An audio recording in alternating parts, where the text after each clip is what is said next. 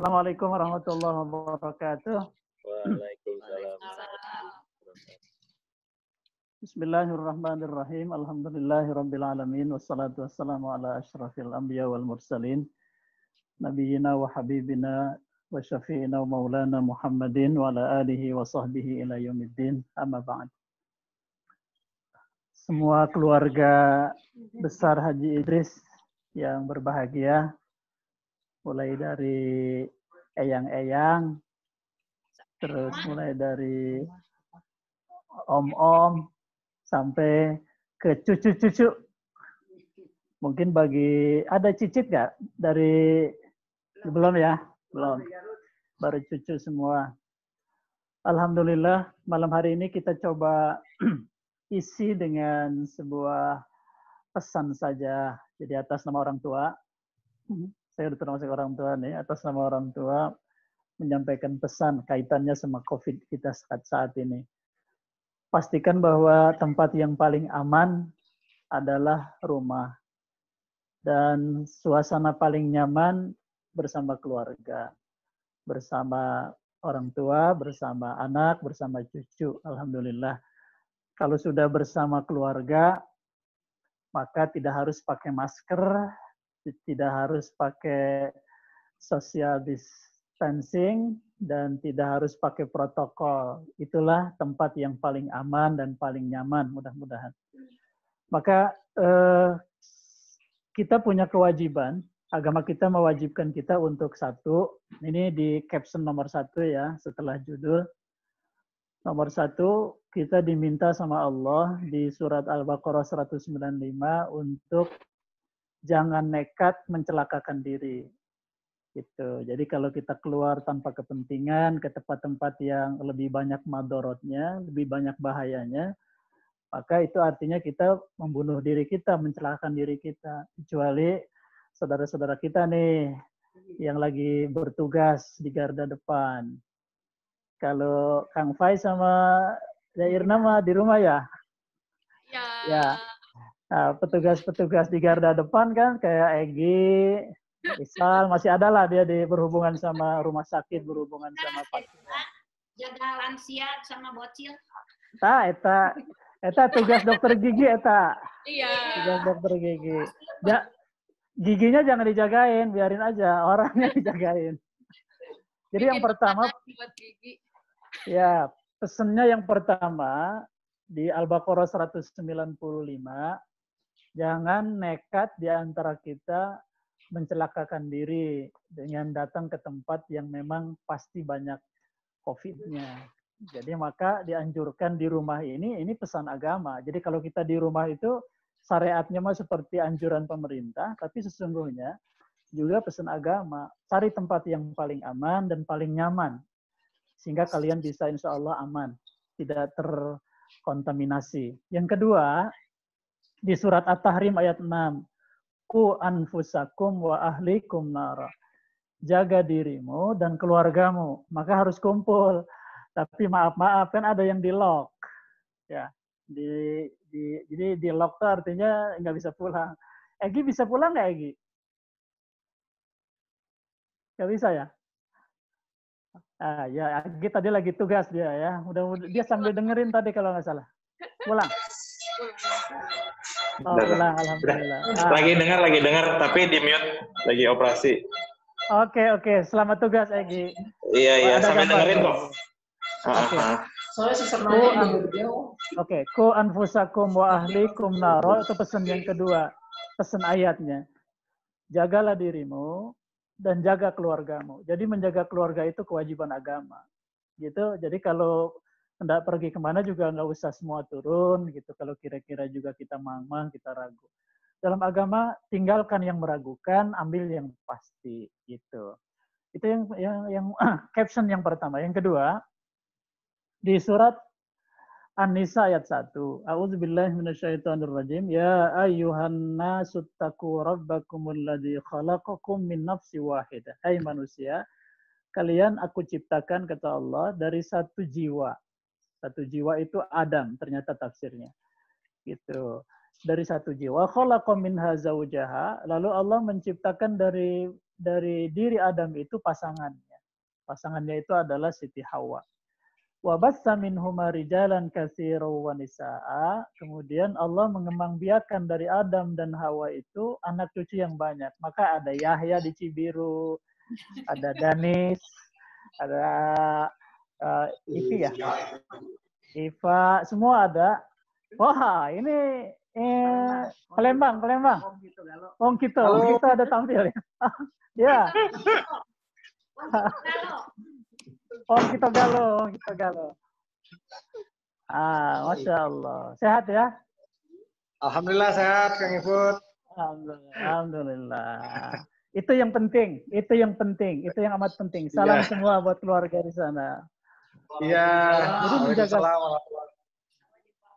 dalam kondisi seperti ini, menjaga sehat ini menjadi hukumnya wajib dan itu darurat nomor satu. Maka dianjurkan untuk menaikkan imun kita. Gitu kira-kira ya. Jadi kata Allah, wa bassa minhuma rijalan katsiran wa nisaa. Sekarang udah rada renyak nih, rada banyak anak-anak kan, anak cucu udah rame alhamdulillah. Tadi juga yang berebut kamera kan. Nah, itu kata Allah akan makin banyak. Tahun depan akan makin banyak, akan bertambah lagi. Gitu. Nanti juga ikutan tuh yang dari jauh, bayi-bayi yang masih pada kecil. Nanti akan menambah jumlah pasukan keluarga Haji Idris. Kata Allah Subhanahu wa taala berikutnya, wattaqullaha alladzi tasaaluna bihi wal arham. Bertakwalah kalian kepada Allah yang dengan namanya kita saling menjaga, saling meminta, saling membantu, saling menolong, saling membutuhkan dengan saling mendoakan. Gitu. Dan wal arham, jagalah silaturahim. Jadi malam hari ini kita mencoba menjaga silaturahim sebisa kita. Bertemu muka bisa, alhamdulillah. Tapi salaman nggak bisa. Barusan tadi juga saya siang ke Telkom, tetap nggak ada salaman. Karena nggak bisa, harus jaga juga. Ceramah pakai Zoom, tapi harus di kantor Telkom, tapi tetap harus dijaga jarak, harus segala macam. Yang penting bisa bersilaturahim. Wal arham. Innallaha kana 'alaikum raqiba. Allah akan memperhatikan apa yang kita lakukan malam ini sambil mengucurkan berkah, rahmat, maghfirah buat kita semua. Apalagi di malam Ramadan. Di malam Ramadan, malam yang ke-28 malam hari ini, tadi kita sudah berbuka, kemudian sholat maghrib, sholat isya, dan sudah taraweh. Sudah taraweh kan semuanya ya? Mudah-mudahan. Kata Allah Subhanahu wa taala di sebuah hadis qudsi, caption berikutnya, Allahu azza wa jal, Allah berfirman di hadis qudsi, kata Allah, Anar Rahman, aku adalah Ar-Rahman, yang maha pengasih. Wa ana khalaqtur rahim. Aku yang maha Rahman, kemudian menciptakan rahim. Nah, rahim aku ciptakan dari namaku, maka diberi nama rahim. Aku titipkan di makhluk yang paling kuat, namanya wanita. Makhluk paling kuat itu. Namanya wanita, kemudian aku titipkan rahim, dan dari sanalah namaku mulai bertebaran. Jadi ketika menikah, punya anak, itu semua sedang berkembang biak kasih sayang Allah Subhanahu wa taala. Washtaqaqtu laha min ismi. Kemudian itu semua aku tebarkan dari namaku Ar-Rahman. Faman wasolaha wasoltuh, kata Allah, siapa orang yang menyambung silaturahim, keluarga yang masih ada hubungan rahim, wasoltuhu, maka aku sambungkan.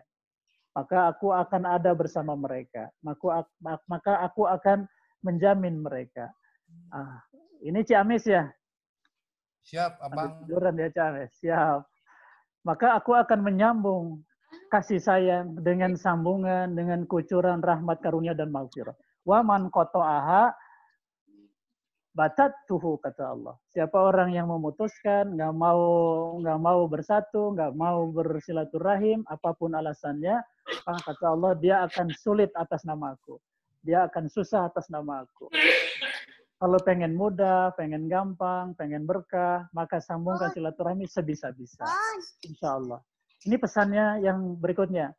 Kata Allah Subhanahu, kata Rasulullah SAW, man kana yu'minu billahi wal yaumil akhir falyukrim dhaifahu. Ini nggak ada nih. yang baris yang pertama nggak ada. Apa nggak ada? Karena kita nggak bisa bertamu. Siapa orang yang beriman kepada Allah dan hari akhir hendaklah menghormati tamu. Ini tamu semua apa yang punya rumah semua nih? Yang punya rumah semua ini kan. Nah, yang di sebelah sana semua tamu. Yang di sebelah sini yang punya rumah. Di sebelah situ yang punya rumah, di sebelah sini tamu. Kata Rasulullah SAW, siapa orang yang beriman kepada Allah dan hari akhir, muliakan tamunya, hormati tamunya. Dan yang kedua, siapa orang yang beriman pada Allah dan hari akhir, falyasil rahimah. Bahkan yang sambungkan tali silaturahim yang ada kaitan dengan keluarga. Mudah-mudahan ini bagian. Nah, tapi ada pesan silaturahim yang agak berat. Ini yang berikutnya. Kata Rasulullah SAW, ihsan dalam silaturahim, silman qata'aka, wa'ti man haramaka, wa'fu an zalamaka.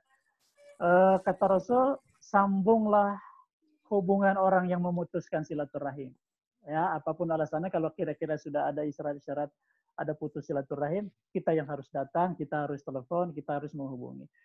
Wa'ti man harama, kalau orang sudah mulai tidak mau peduli kepada keluarganya, gitu ya, maka kita yang mulai peduli kepada dia. Nanti dia akan peduli juga kepada kita dan semuanya. Dan yang terakhir, wa'fu amman zalamak, maafkan orang yang menzolimimu. Kalau ada di antara keluarga kita misalnya, ya ada yang sengaja tidak sengaja merasa terzolimi atau dizolimi, maka kita yang terzolimi atau yang merasa yang merasa terzolimi yang datang duluan, gitu. Jadi kata Rasulullah SAW, itulah dia grand-nya silaturahim. Agak susah, tapi itu akan melanggengkan silaturahim. Apa saja janji Rasul? Yang pertama, siapa orang yang pengen dipanjangkan umurnya, diluaskan rezekinya, rajin-rajin kayak gini. Cuma nonton doang gini, kamera gini, itu otomatis tulisan rezekinya, tulisan umurnya itu ditambah sama Allah Subhanahu wa taala. Gitu. Kemudian, nah ini juga tambahannya, manit taqarrabahu, siapa orang yang bertakwa kepada Tuhannya, ibadahnya bagus, meningkat di Ramadan meskipun terus di rumah. Wa wasala rahimah, nyambung silaturahim sebisa-bisa, nusya fi ajalihi, akan ditangguhkan ajalnya. Bahasanya tuh ditangguhkan. Jadi misalnya ajalnya di bulan ini sama Allah dipanjangin gitu karena rajin silaturahim. Kalau sudah dipanjangin otomatis wasara malahu, maka jaminan dipanjangkan umurnya berarti dijamin juga rezekinya.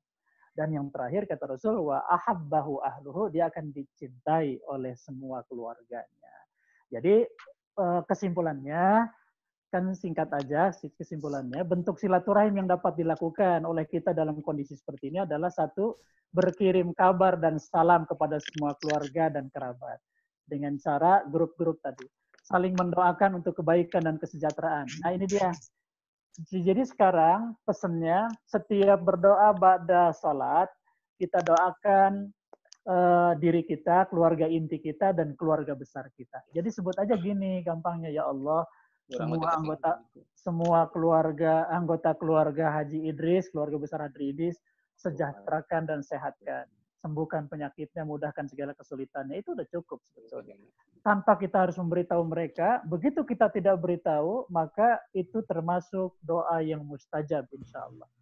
Kemudian yang nomor 3-nya, doakan kakek nenek pendahulu kita. Gitu. Kita ajarkan sama anak-anak kita, sama cucu kita, sebutan nama-nama beliau-beliau, almarhumin wal marhumat, sambil kita mendoakan beliau-beliau. Karena itu silaturahmi kita kepada mereka. Dan yang keempat, berusaha mengikuti silaturahim dan kajian-kajian singkat seperti Zoom seperti ini. Hanya dengan sesaat saja, mudah-mudahan ini jalan kebaikan yang luar biasa. Itu saja singkat pesannya. Ini dari Serang udah ada tuh. Serang sudah tampil. Alhamdulillah. Waalaikumsalam. Serang tampil, ceramahnya habis, selesai. Baru nyala. Baru nyala. Ininya apa? Listriknya barusan nyala. Assalamualaikum. Oh. Sekarang buka tanya jawab, Dairna.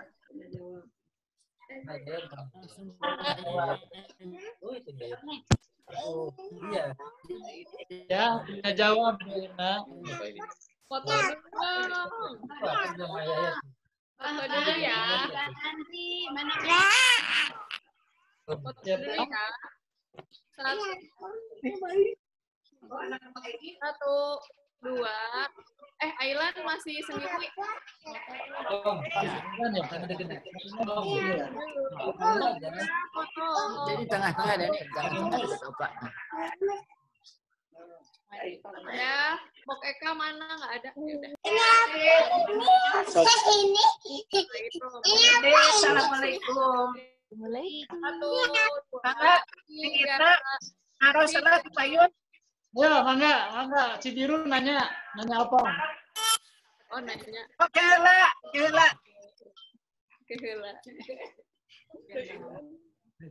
Kali lagi ya. Satu, 2, 3. Nggak mau Kak. Cheese. Dah. Kami udah dari operasi. Yang lain di Sini bilangnya. Kang Iput itu. Siapa yang mau nanya tuh? Haidar ya? Ya, itu Haidar. Halo. Di mana?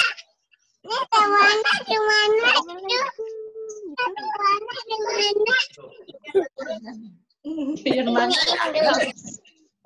Jadi ini. Suaranya di mana?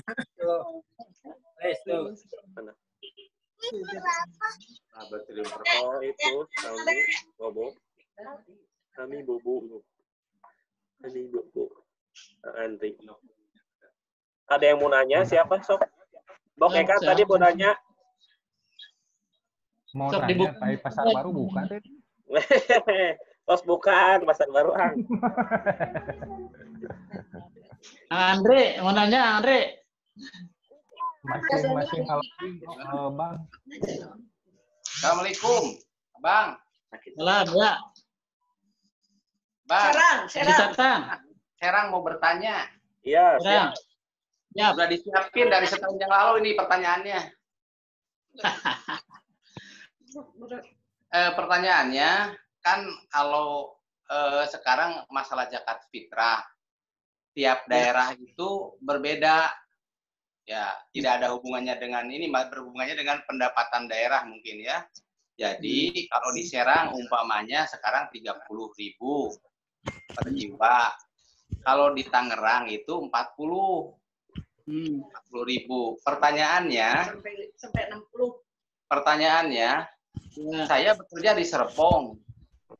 Saya tinggal keluarga di Serang. Nah, apakah saya harus mengikuti tempat saya cari nafkah atau saya di tempat saya tinggal? Terima kasih. Assalamualaikum warahmatullahi wabarakatuh. Salam, bagus pertanyaannya buat semua. Jawabannya Tatan dari Serang. Jawabannya tidak terikat sama ketetapan Pemda. Zakat fitrah dia khusus kepada person, kepada orang. Jadi kalau kita makannya yang 13.000, maka kita keluarkan yang harga 13.000 satu kilonya. Jadi 2 kali 2,5. Gitu. Jadi tergantung. Kalau orang yang mungkin yang tadi ditetapkan 40.000, dia lebih bagus berasnya. Jadi si Pemdanya menetapkan standarnya lebih tinggi. Gitu. Jadi kalau misalnya orang yang di satu daerah kan beragam tuh.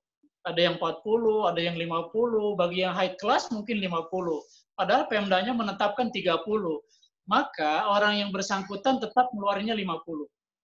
Jadi yang 30 itu mah hanya sebuah ketetapan untuk semua. Jadi dipahami nanti itu sebagai ketetapan Pemda yang berlaku, tapi saat kita mengeluarkan kita harus sesuai dengan apa yang kita makan. Begitu ya, Tatan? Nah, masalahnya saya sudah 2 hari yang lalu sudah bayar dengan ketentuan yang saya ikut di Tangerang. Ya, yang berapa? Yang 30 saya bayar, yang di Serang. Nah, saya sekarang teringat lagi baca di kantor Nah, kok di Tangerang mah 40 minimal, ada yang sampai 60. Nah, sekarang saya tanya, itu Ibu Susi, dia makan yang berapa nyiapin di rumah? Yang 15.000 kayaknya. Jadi mayarna kemana? Udah bayar. Besaran Sudah bayar. ditalos ke orang Tegal aja ya Tama. Dan dimakan di rumah. Jadi itu yang tahu. Oh iya, gaya hidup dan kekuatan makan di tempat berkeluarganya hidupnya ya. Itu yang harus dipraktekkan. Yang kedua, yang kata, itu ukuran yang ditetapkan itu minimal. Jadi kita bisa ambil itu minimal.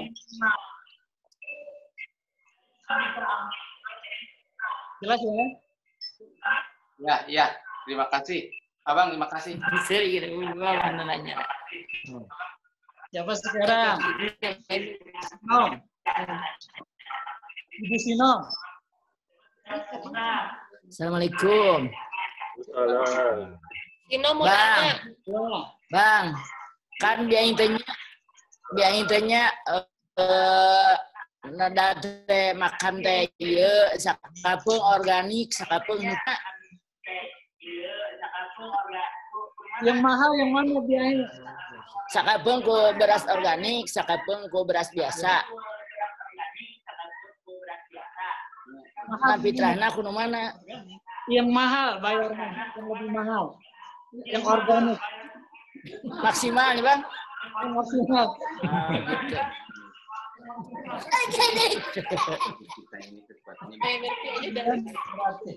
Ambil yang lebih tinggi dan itu pun ketetapan minimal 2,5. Kalau kita bayar 3 jelas ya?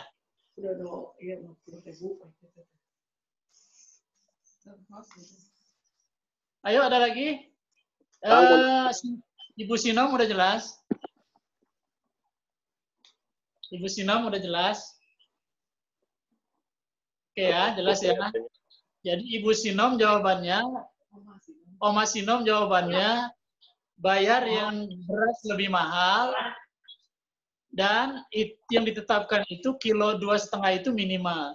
Jadi kalau kita mau takarannya dilebihkan juga itu bagus. Jadi tidak salah. Yuk.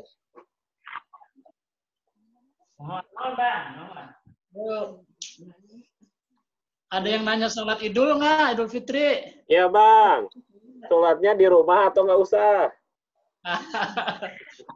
Sholatnya sunat muakkad, jadi harus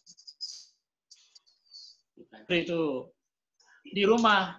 Karena kita masing-masing punya keluarga, artinya lebih dari 1, lebih dari 2, lebih dari 3, maka berjamaahlah. Sholat Idul Fitrinya berjamaah di rumah. Caranya, saya sudah bikinin praktisnya. Nanti dikirim, termasuk kalau yang mau melengkapi, menyempurnakan dengan khutbahnya, ada khutbah singkat yang pokok-pokok aja.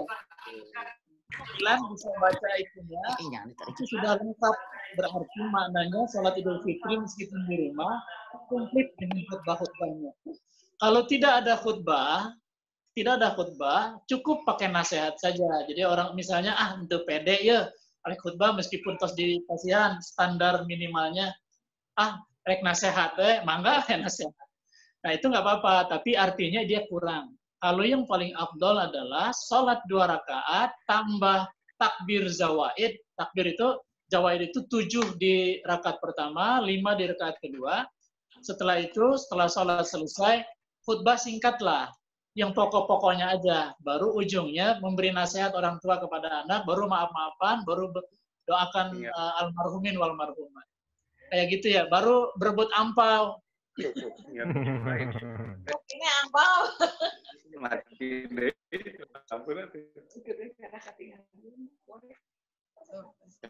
Mati deh lampunya. Mati lagi. Mati lagi lampu. Hidung gitu. Di Tegal aja ya parum lampunya. Lampu tuh. Lagi warnanya. Lebaran. Ada lampu ya dia. Malah gitu.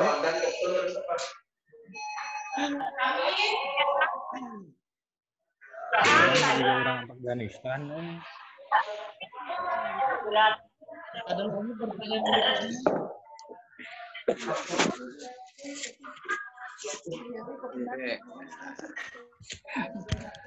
Alhamdulillah.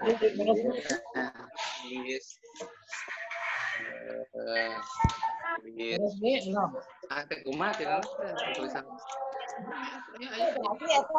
Jangan lupa makan, Gi.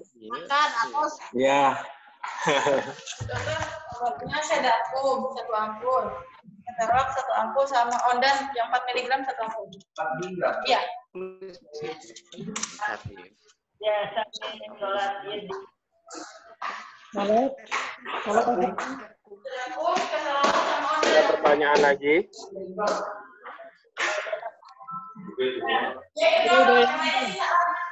Lebaran makan apa nih?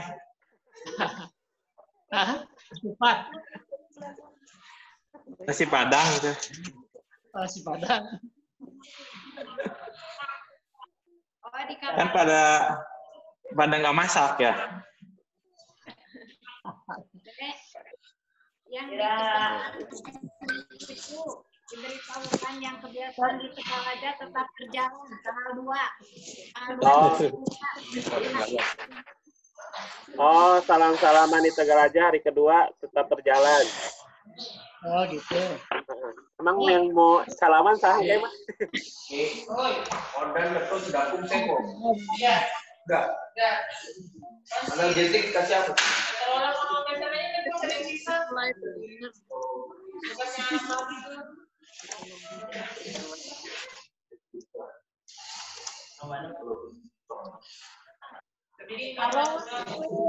Andri sendiri aja. Sendiri aja Nurul. Sama Sendiri aja.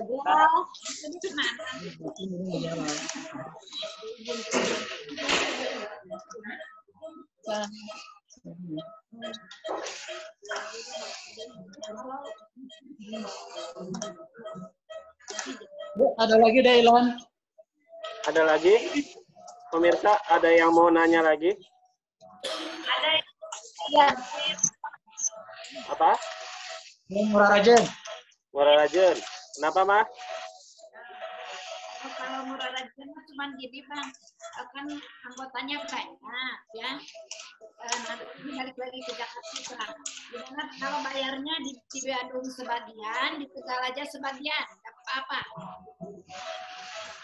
Ilan, jelasin Mama terlalu jauh Ilan. Itu yang di Bandung kan banyak orangnya. Nah, dibagi dua, ada yang di Bandung, ada yang di Tegalaja. Sah nggak, Bang? Fitra ya? Ya, Fitra, Bang. Boleh. Boleh. Karena keluarga kita kan tidak meninggalkan Tegalaja. Jadi zakat fitrah prinsipnya dia dinikmati oleh orang-orang yang dekat sama kita kenal. Jadi mustahik yang paling dekat dengan kita. Dari Murah Rajen, Balenghar. Jadi bahkan lebih afdol sama di Tegalaja gitu. Itu jangan dari 0%. Setengah jam atau 45 menit. Bro, obat nyeri dari lu ya? Nah, gua nggak nambah ya. Mau 30 apa 45? Apa? Mau 30 menit Mau apa nanya 45? tapi di luar 20, 30 konteks aja. Idul Fitri nggak apa-apa. 32 aja. 30 aja. Untuk zakat, Bang. 30. Dulu aja. Oh, dimut dulu. Iya, 20, 30, apa 21. Oke. Ya, ada, Ilan? Nah, ini Bang, untuk konsep zakat harta nih Bang. Nah, yang Ade belum jelas tuh, yang pertama, apakah harus nunggu setahun atau setiap kita dapat rezeki harus langsung dipotong 2,5%? Nah, itu yang pertama. Terus kedua, si mustahiknya boleh nggak saudara atau orang terdekat kita, misalnya. Tapi sebenarnya nggak termasuk yang yang kategori misalkan fakir, miskin, gorimin dan segala macamnya. Nah, soalnya ada yang pernah ada dengar zakat itu harus yang paling dekat dengan keluarga kita. Gitu. Itu aja Bang. Baik. Yang pertama, apa tadi yang pertama, Dek? Yang pertama, dikumpulin setahun atau setiap gajian? Oke, ya. Jadi prinsip agamanya Mas, dia harus haul setahun. Harus setahun. Dan dipotong, diambil dulu biaya setahun, biaya pokok hidup. Baru sisanya, kalau sisanya ternyata sama dengan harga 94 gram emas, maka terkena dari mulai sama dengan 94 gram emas sampai selebihnya berapa, itu dikeluarkan 2,5%. Jadi haul dia setahun dan ada nisabnya gitu deh. Bahwa kemudian dikeluarkan tiap bulan itu mah teknis. Jadi cara mengeluarkannya boleh, nggak usah nunggu setahun. Saya mengeluarnya supaya aman, nggak usah dihitung lagi dan di setahun udah aja tiap bulan. Dan jadi nggak usah ngitung lagi berapa sisa dari setelah dipakai. Itu yang paling bagus deh. Jadi paling aman gitu caranya. Jadi orang itu yang mengeluarkan berapa aja pendapatannya dikeluarkan 2,5% tanpa harus nunggu setahun dan tanpa harus dihitung nisabnya, itu paling aman. Jadi nggak ada keteledoran nanti dia. Jadi hanya teknis saja sebetulnya. Yang kedua, apakah boleh zakat mal itu diberikan kepada saudara?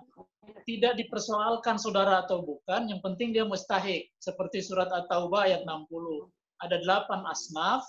Kalau di satu daerah nggak ada 8 asnaf, ya bisa ada 2, bisa ada 3, pokoknya seadanya semua. Nah, ketika sudah ada asnaf, kita harus memilih asnaf mana yang paling diutamakan. Maka asnaf yang paling dekat pintunya dengan kita. Yang utama adalah yang zawil kurba. Kalau ada asnafnya dari keluarga kita, itu yang paling utama. Dan tetangga dekat, gitu. Baru kemudian asnaf-asnaf di ring-ring berikutnya. Gitu deh. Nah, satu Bang, kalau misalkan gaji 5 juta, pengeluaran 4,5 juta gitu, kan cuma nyisa 500.000 tuh Bang. Berarti tanda kutip kalau secara matematika sih nggak masuk ya. Tapi kalau tidak kena zakat, kena zakat. Tapi kalau misalkan disisihkan tetap 2,5%, itu masuknya zakat atau infak amal? Itu jadi infak. Tapi cakep banget deh. Itu artinya berdoa supaya pendapatannya dilebihkan sama Allah nanti gitu. Segitu aja mau memberi zakat kan? Kalau 2,5% berarti kan ada kelebihannya tuh dalam kalau dihitung 1 tahun. Itu artinya bagian dari doa dia. Jadi tetap niatinnya zakat aja deh. Tetap niatnya zakat. Tetap setiap bulan meskipun misal sebut saja misalnya gajinya 4,5, 5 juta, 6 juta, 7 juta misalnya ya, nggak usah dihitung ujung, pokoknya keluarin 2,5. Nah itu jadi apa? Niatkan zakat aja. Bismillah. Kalau kita mau kasih ke amil zakat itu lebih aman karena mereka mengelola nanti, mustahik mereka yang minta. Tapi kalau kita mau lebih afdol lagi, ternyata ada mustahiknya dari punten, misal dari keluarga atau dari dekat orang-orang dekat yang kita kenal, itu bisa kita langsung gitu ya. Cuman ada kesalahannya pada praktek yang kedua tanpa amil. Kenapa? Kepemerataannya tidak terjamin tuh deh. Karena kita menyampaikannya pada mustahik mau kita. Padahal misalnya ada yang lebih butuh atau sama butuhnya, ada orang yang dekat juga sama kita gitu. Tapi waktu kita menyerahkan kepada amil zakat, khud min amwalihim shadaqatan, itu tandanya ada amil zakat, apapun lembaganya, las atau apa misalnya, maka juga tanggung jawab mereka tuh tentang distribusi gitu. Jadi kalau ada kesalahan, ada kehilafan, ada kekurangan, mereka yang tanggung jawab. Asal kita ijab qabul aja yang paling penting. Lebih aman sih. Nasihat saya paling aman. Iya, kaitan sama zakat, memberikannya zakat mal ya. Kalau memang ada di antara keluarga yang butuh pisan, udah itu yang diutamakan. Tapi jangan lupa zakat mah harus pakai ijab dan qabul. Ya, jadi harus tahu yang nerimanya ini zakat, nerima nggak nih gitu. Kalau dia nggak nerima ya jangan dipaksa. Ada juga yang maksa-maksa minta zakat padahal dia bukan mustahik. Kalau kita kasih, itu bukan zakat jatuhnya, itu jadi infak. Jadi kalau itu pos zakat kita, dia belum terbebaskan untuk kewajiban zakat kita karena baru infak yang keluar. Gitu. Belum hidup tuh serang. Candlelight dinner. Jelas ada ya? Romantis, ya. Tip, Bang. Ayo lagi yang lain. Ini nih, mau nanya. Ya. Nah, Irna. Berkaitan tadi sama yang Ailan, kan kadang sebenarnya misalkan kita tahu orang terdekat itu mustahik, tapi kalau kita sampaikan ini zakat, takutnya misalkan tersinggung atau apa. Nah, tetap memang apa namanya, memang harus ijab itu atau tidak apa-apa atau gimana baiknya? Karena ini aturan agama, jadi nggak usah kita ada menyelipkan rasa nggak enak gitu, nggak. Pokoknya prinsip dalam agama, kalau zakat harus diucap ijab kabul. Kalau tidak ada ijab kabul, dia jadi sodako sama infak. Itu jatuhnya. Ya karena itu, ya suka nggak suka, enak nggak enak. Kalau kita mau mengeluarkan zakat, harus kita kasih tahu ini zakat. Ada pos zakat. Kasih Bang. Yuk. Bang. Yuk. Ini Bang mau nanya Bang. Ini lama loh, ini sampai jam 12 malam loh. Ini tuh Deani udah angkat tangan tuh. Nanya, ini Bapak mau nanya apa nama? Wakaf. Ini untuk wakaf tentang apa? Wakaf senang. Kalau ini Bang, pemberian untuk wakaf ada mustahik enggak? Ada apanya, Bay? Mustahik atau apanya itu? Yang wakaf mah tidak ada. Tidak ada mustahik wakaf mah. Wakaf untuk kepentingan umum kalau wakaf. Wakaf itu tidak diterimakan kepada person kalau wakaf. Jadi wakaf itu misalnya kalau kita wakaf tanah, dia wakaf dimanfaatkan buat kepentingan agama. Misalnya bukan per orang. Kalau wakaf tidak per orang. Kalau per orang mah jatuhnya jadi infak sedekah. Kalau tidak zakat, kalau zakat dia ketat, kalau yang tidak ketat infak sedekah itu jatuh ke perorangan. Tapi kalau wakaf mah harta yang diberhentikan, tapi untuk kepentingan dan kemaslahatan agama serta kepentingan umum itu dia diberhentikan. Namanya wakaf. Misalnya mengelola wakaf, gitu ya. Terus hasilnya aja gitu nggak diserahkan wakafnya, misalnya. Terus ya hasilnya dikasih misalnya untuk memperbaiki masjid atau untuk orang-orang di masjid misalnya pengurus gitulah atau untuk ya itulah perbaikan kan kalau zakat nggak boleh ya perbaikan itu boleh nggak? Ada yang membolehkan ulama sekarang tapi ulama yang salaf tidak boleh kalau zakat karena dia lebih banyak pada mustahik. Kalau wakaf boleh, wakaf boleh. Perorangan juga Bang misalnya merbot itu dikasih dari uang wakaf boleh nggak? Atau guru ikro gitu hasilnya gitu hasil wakaf ini. Jadi itu berarti hukumnya pakai konversi gitu. Konversi itu dianggap dia seperti program. Jadi sebetulnya wakaf mah kalau tadi kasusnya kayak tadi dia kan sebetulnya buat kemaslahatan, tidak menunjuk orang. Jadi pada programnya bukan pada orangnya gitu. Jadi wakafnya dipegang seseorang. Misalnya gini, misalnya salah satu programnya adalah pendidikan anak TK, anak ngaji lah sebutlah. Jadi kita mau memberikannya bukan kepada orang gitu, tapi kepada programnya bahwa nanti penanggung jawab program dia mensisihkan buat gurunya itu soal lain. Itu berikutnya silakan gitu sama pelaksana. Tapi kita mah yang menitipkannya ini wakaf buat program pembinaan, pengajaran, tahsin, ikro dan sebagainya. Jadi kita jatuhnya wakaf itu ke program gitu, nggak ke orang. Harus pakai juga. Wah, jadi dia nggak pakai mustahik, tapi harus tahu ijab kabulnya, harus tahu ini wakafnya buat program. Udah aja gitu kita mah nanti sama si pelaksananya kan bisa ini buat orangnya, buat uang sakunya meren gitunya, buat beli bukunya, buat beli kapur zaman dulu mah, buat cai, buat opionana misalnya gitu. Pernah dengar gitu. Katanya uang boleh dipakai modal, tapi modalnya modal ya untuk pengembangan itu. Usaha. Untuk usaha misalnya pakai modal usaha.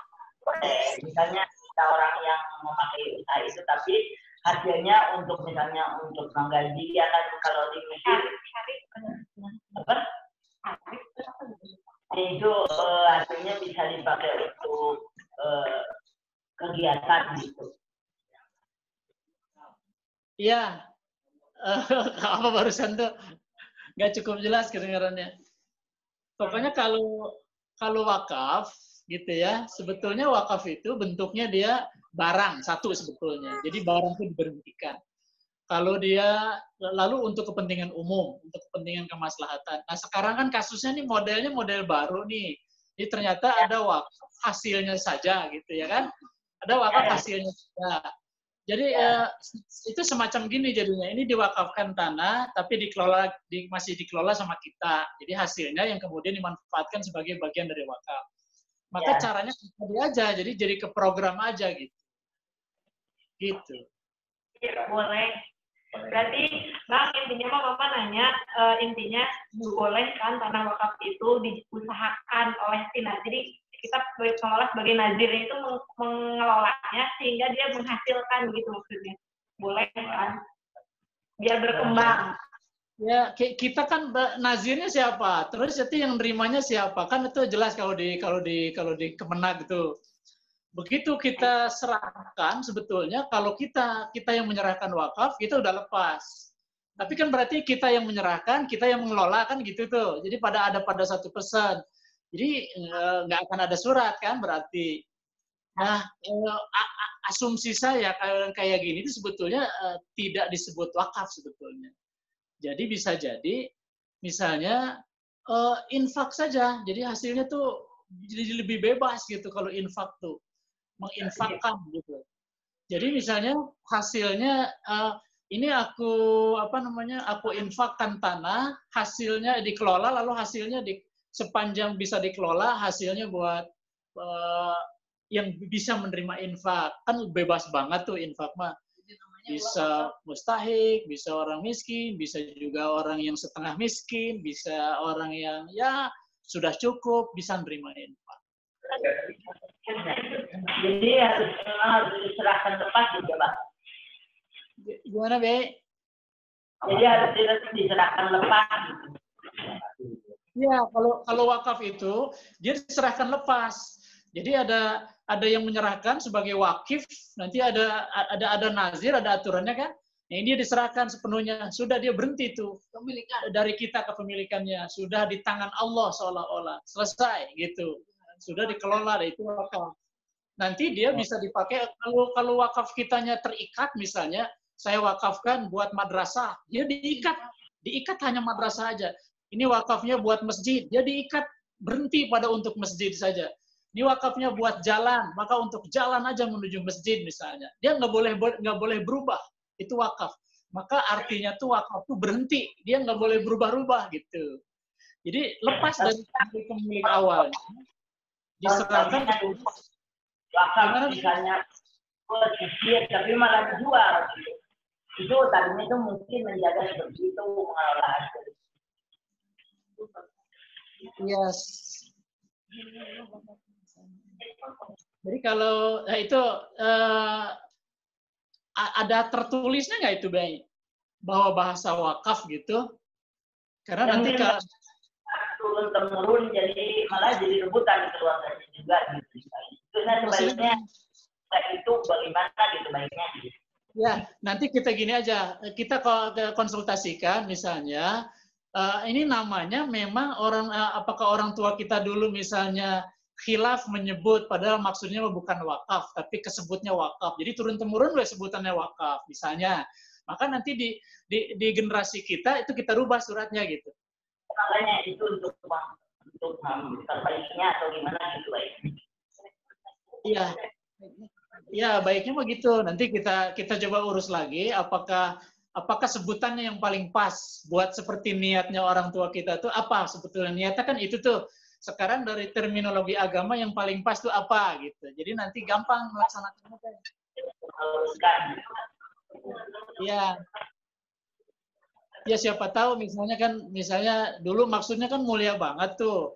Pokoknya menyisihkan sebagian tanahnya untuk kepentingan hasilnya untuk kepentingan banyak orang. Sementara jenis barangnya masih di tangan kita misalnya. Nah yang kayak gitu di terminologi agama nanti apa istilahnya? Nanti itu yang kita sebut untuk untuk peninggalan gitu. Gitu biaya. Supaya tidak nyambung terus gitu nanti pertanyaannya kan ini sering nih tanya gini kan beberapa kesempatan pernah ya, saya juga pernah ditanya yang gini. Jadi jawaban saya gitu-gitu juga gitu. Nanti kalau kita coba kita urus lagi, kita luruskan gitu kalau ada yang istilah-istilah yang belum sesuai. Ya, seperti itu. Makasih, Mbak. Siap. Mbak. Pada ayat lagi di Tegalung saya.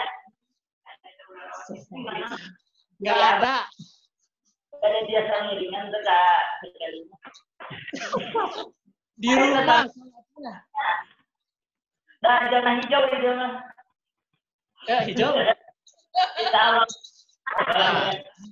Udah itu ada imam tuh di belakang tuh, Pak Ade tuh imam tuh, Mang Ade tuh.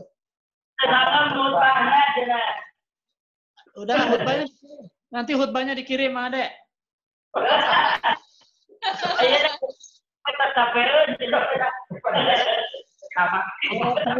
Arabnya doang. Ayo yang lain deh, Lan. Yang lain siapa kalau siapa oh, aja itu nih? ada Mbok udah ngacung tuh. Ngacung.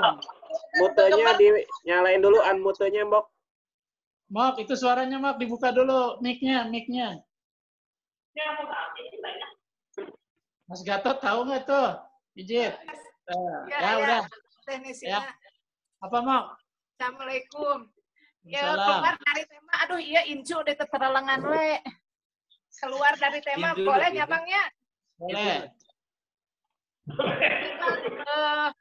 Iya sebentar lagi mau punya nambahan incu. Insya Allah lahirnya, kedengaran? Dengeran. Insya Allah lahirnya sekitar Idul Adha. Nah misalnya ini mah punya dananya tuh cuman rupiah, itu mendingan dipakai untuk kurban dulu atau akekah dulu? Akekah. Oh. Akekah dulu ya. Akekah lebih harus daripada kurban. Iya. Jadi kurban mah ditangguhkan begitu tahun depannya lagi. Iya. Siapa ini yang mampu, orang tuanya kan? Ya, orang tuanya Gilang. Ya, Gilang. Gilang mah banyak duitnya. Amin. Jadi akikah juga, kurban juga. Tungkong. Tapi kalau harus milih, mendingan akikah dulu ya. Akikah dulu. Ya lebih kuat. Ya, itu aja pertanyaannya. Siapa lagi? Itu ada satu yang itu lagi. Ada Nurul ya, Jakarta ya. Ada mana Nurul? Oh itu.